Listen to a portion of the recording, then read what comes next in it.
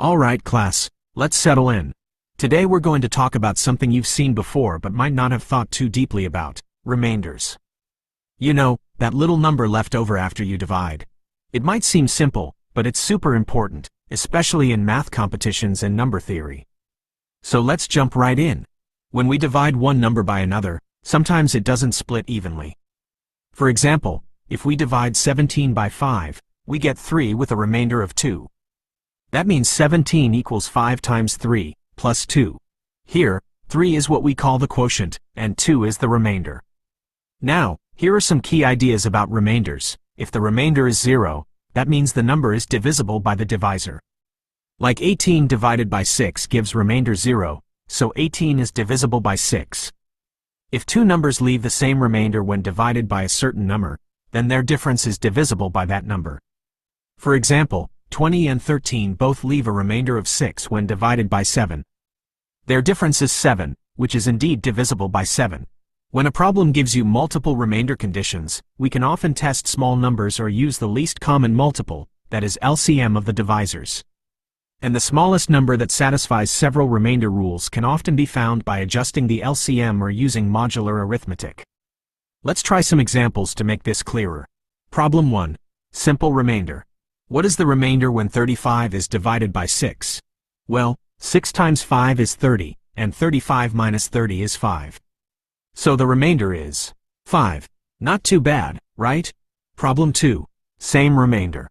Find two numbers between 10 and 100 that leave the same remainder when divided by 7. Let's test a few.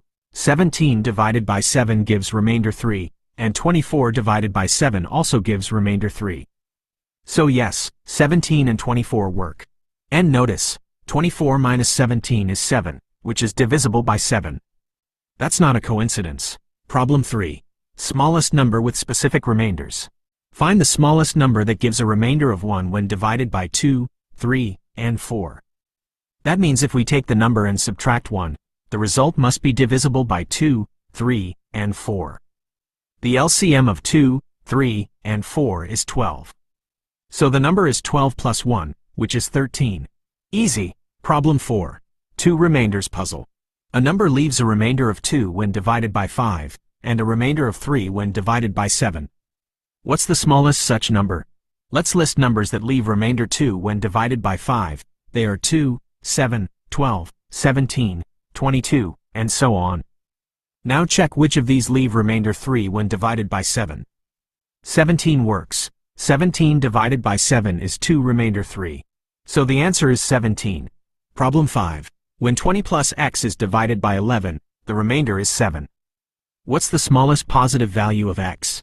The smallest number that gives remainder 7 when divided by 11 is 18, but here we have 20 plus x, which is larger than 20 since x is positive. So 20 plus x equals 29 works, since 29 divided by 11 is 2 remainder 7. That means x is 9. So the answer is D. Now, let's talk about residue classes. Don't let the name scare you. It's just a fancy way of grouping numbers by their remainders. When you divide any integer by, say, 2, the remainder can only be 0 or 1. So all even numbers are in the remainder 0 class, and all odd numbers are in the remainder 1 class. For division by 4, the remainders can be 0, 1, 2, or 3. So every integer fits into one of these 4 groups. Problem 6. When 33 is divided by a natural number x, the remainder is 5. How many possible values of x are there? We know x must be greater than 5. Also, 33 minus 5 is 28, so x must be a divisor of 28. The divisors of 28 are 1, 2, 4, 7, 14, and 28. Excluding those less than or equal to 5, we get 7, 14, and 28. So there are 3 values. The answer is B. Problem 7.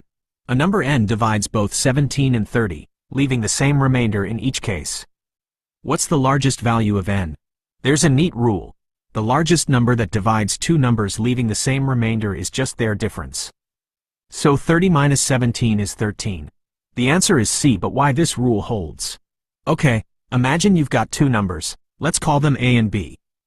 You're dividing both by some number d, and they both leave the same remainder. What does that mean? Well, you can write it like this. a equals to d times something, plus that same remainder, and b equals to d times something else, plus that same remainder. Now, if you subtract those two equations, that remainder disappears, it cancels out. You get that a minus b equals d times some integer. And that's the key. It means that d divides the difference between the two numbers. So, the biggest number that could possibly divide both and still give you the same remainder, that's just the difference itself, a minus b. Before moving to problem 8, let's talk about a theorem. Let's start with the assumption that an integer, a, divides two other integers, b and c. By what divides means there must be some integers, let's call them m and n, such that b equals a times m and c equals a times n. Now, take any two integers, j and k.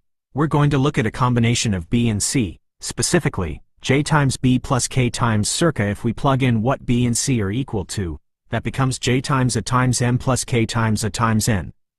If we open that up, we get a times j times m plus a times k times n. We can then factor out the a, leaving us with a multiplied by j times m plus k times n. Now, since j, m, k, and n are all integers, their combination j times m plus k times n is also an integer.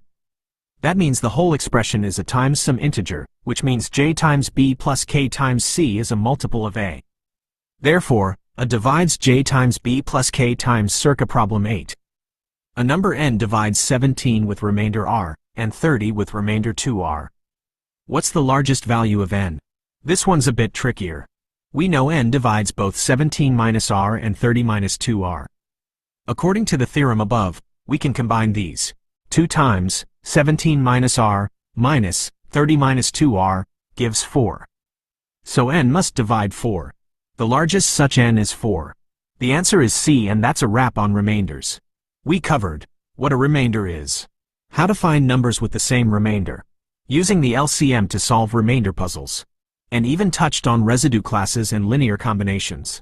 Remember, remainders are everywhere, in clock arithmetic, coding theory, and more. So keep practicing, and you'll see how useful they really are. Thanks for listening, everyone. See you next time.